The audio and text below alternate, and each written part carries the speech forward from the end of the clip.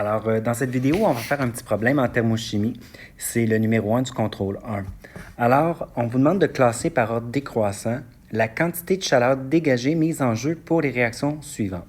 Alors, on a deux éléments très importants à tenir compte.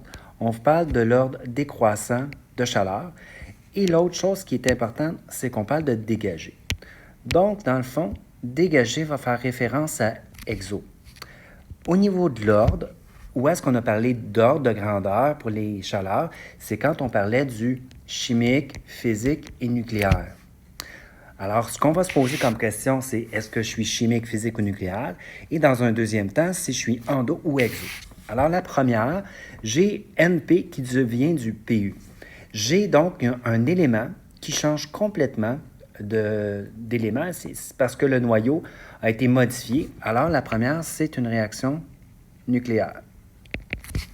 La deuxième, C25H52 plus 38O2 va produire 25 CO2 et 26 H2O. Alors, j'ai des substances, donc mes réactifs ne sont pas la même chose que les produits. J'ai un changement dans la nature de mes substances. C'est de la chimie. Donc, c'est chimique. La troisième, j'ai du CO2 gazeux qui devient du CO2 solide. Alors, ma substance n'a pas été changée. Elle a juste changé de phase. J'ai de la physique. Finalement, mon quatrième, NH4Cl solide plus énergie, va donner du NH4Cl aqueux. Un solide qui devient aqueux, c'est la formation d'un mélange. Il n'y a pas non plus de changement dans la nature. Alors, c'est de la physique.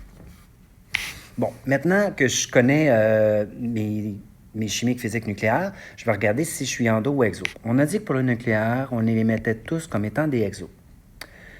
Dans ma deuxième équation, ce que je peux voir, c'est que j'ai du O2 du côté des réactifs. Alors, j'ai une combustion. C'est également exo. La troisième, mon CO2 gazeux qui devient solide. Le gaz, il possède toujours plus d'énergie que le solide.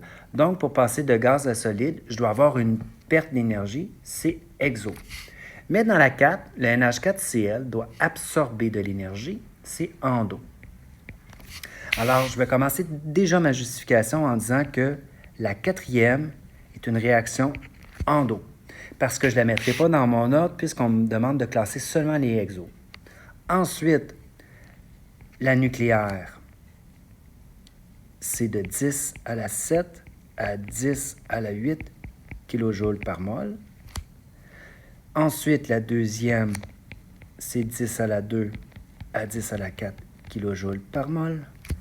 Et la troisième, c'est 10 à la 0 à 10 à la 2 kJ par mol parce que c'est de la physique.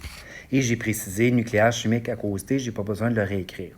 Ce qui fait que ordre décroissant, donc du plus d'énergie, le plus d'énergie, ça va être les nucléaires qui sont plus grandes que les chimiques, qui sont plus grandes que les physiques.